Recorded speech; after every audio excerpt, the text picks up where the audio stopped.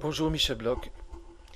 Voici Photoshop CC 2015 dans lequel je vais vous montrer comment faire le redressement des photos prises de tableaux dans une exposition de photos par exemple, en disant tout simplement de ne pas faire cette opération dans un but de faire des copies pirates, des copies illégales. Il faut évidemment respecter les droits d'auteur et d'ailleurs l'exemple que je vais prendre, il est impensable d'aller faire des reproductions puisqu'il s'agit tout simplement de l'exposition de Steve McCurry, le célèbre reporter américain qui a fait des splendides photos. C'est simplement pour, dans un album, vous montrer un aperçu de ce qu'il a pris, parce qu'il faut bien se dire aussi que prendre des photos dans un musée, vous n'aurez pas l'éclairage. Évidemment, prendre une photo d'une photo et encore d'une photo, vous avez évidemment une grosse perte de qualité. Donc, je répète, le but n'est pas de faire des copies pirates, mais simplement vous montrer comment redresser des perspectives au niveau d'une prise photographique dans un musée et pour votre usage personnel. Donc, je vais aller chercher le fichier par file. Ici, je fais Open et je vais prendre cette personne. J'agrandis un peu. On voit tout de suite que la photo que j'ai prise, avec évidemment un problème de modification des perspectives, n'ayant pas la place, le recul, j'aurais pu éviter un maximum, mais bon, étant tout près et avec la présence d'autres visiteurs, je ne pouvais pas faire des prises de vue sur pied et avec un objectif spécial. Donc j'ai pris à main levée avec le résultat qu'on en a. Vous voyez donc que le cadre n'est pas un rectangle, mais plutôt un trapèze inversé. Eh bien, je vous propose de redresser ce cadre pour en faire plus ou moins un rectangle. Pour ce faire, je vais m'aider de guide que je vais chercher dans la barre de guide ici à gauche. Donc le métrage ici, comme un mètre un peu si vous voulez. Et je vais coulisser, voilà, donc en faisant de sorte que je mets dans la partie la plus lointaine. Donc vous voyez que ici, ça va plus loin qu'en bas. D'accord? Donc là, on va devoir tirer la partie en bas à gauche pour la remettre vers la gauche. Je vais faire la même chose 4 fois. Donc ici, je ne vais pas tellement, vous voyez, c'est pas nécessaire, mais il faut quand même être en dedans. Pas en deçà, mais en dedans la photo. Donc, vous voyez, on va strogner, comme on dit dans un terme belge. Donc on va un peu escamoter, faire une troncature de l'ensemble. Mais encore une fois, le but n'est pas d'avoir le summum de la copie, c'est simplement à titre d'exemple. Donc ici, voilà, je ne mets pas ici, je mets ici, mais pas trop loin non plus. D'accord? Donc, nous avons un cadre. Alors maintenant, je vais tracer un rectangle, parfait, mais à l'extérieur de ce cadre que je viens de créer. Donc, vous voyez, je trace un cadre, je tire sans lâcher le bouton gauche de la souris, puis je lâche et j'ai un rectangle, bien rectangle, pointillé autour de ce cadre, de ces lignes guide que je viens de créer. Voilà. Maintenant, je clique sur l'outil mouvement. Ici, le premier en haut à gauche. Puis, je prends la deuxième possibilité, Edit, édition. Je descends sur Transform. Voilà. Et je prends l'outil Warp. Warp est en fait un outil de redressement, mais ayant plusieurs ancrages, encore en anglais.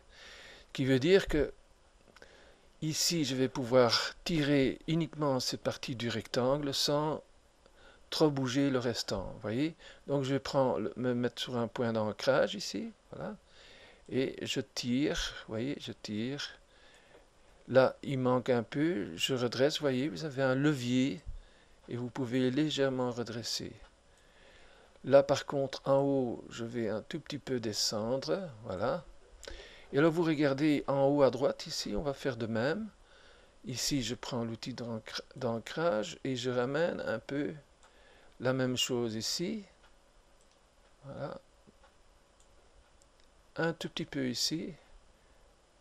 Vous voyez, donc. Et pour le restant, vous voyez, ici, je dois un peu remonter également pour faire une linéarité. Voilà. Donc, j'ai plus ou moins maintenant rendu la photo prise. Donc, je prends une photo d'une photo.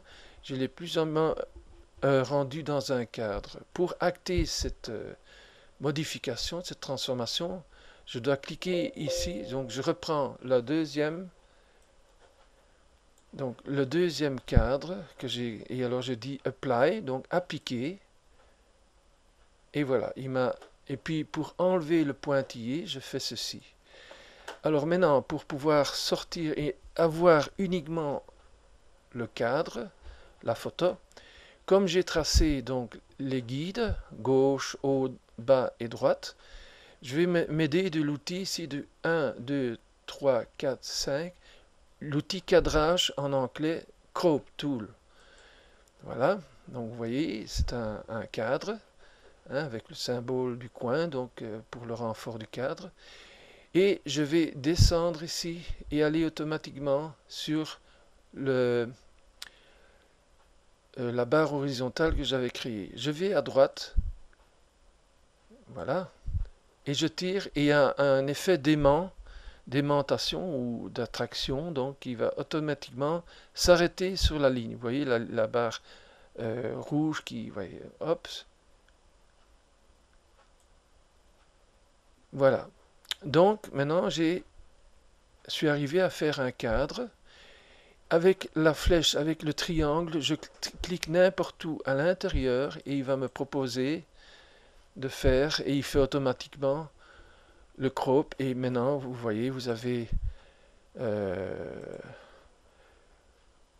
donc un beau rectangle avec la femme, mais bon, encore une fois, c'est pas la grande qualité, c'est une photo prise une photo. Donc, ce que vous pouvez faire encore, c'est d'en fait avoir un canevas de sauvetage de vos photos. Ici, j'ai pris par défaut, comme je suis dans dans la largeur, je vais prendre 4096 qui constitue une valeur refuge qui est le 4K natif.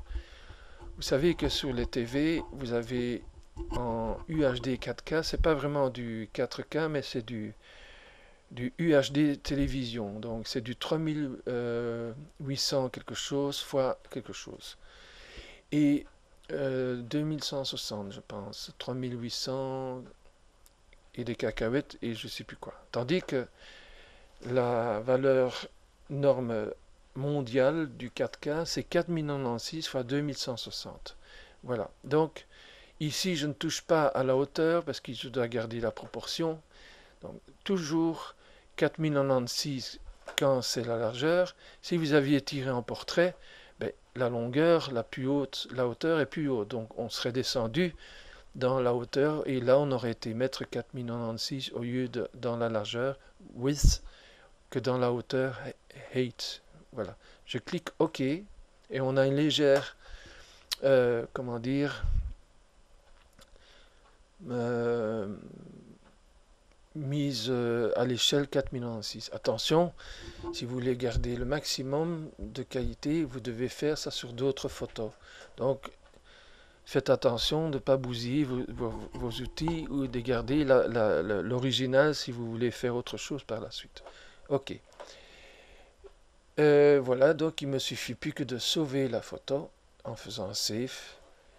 Donc voilà, je suis en format JPEG avec le maximum de qualité, 12, ok, donc le fichier reste large, je fais ok, c'est fait, et maintenant je peux fermer.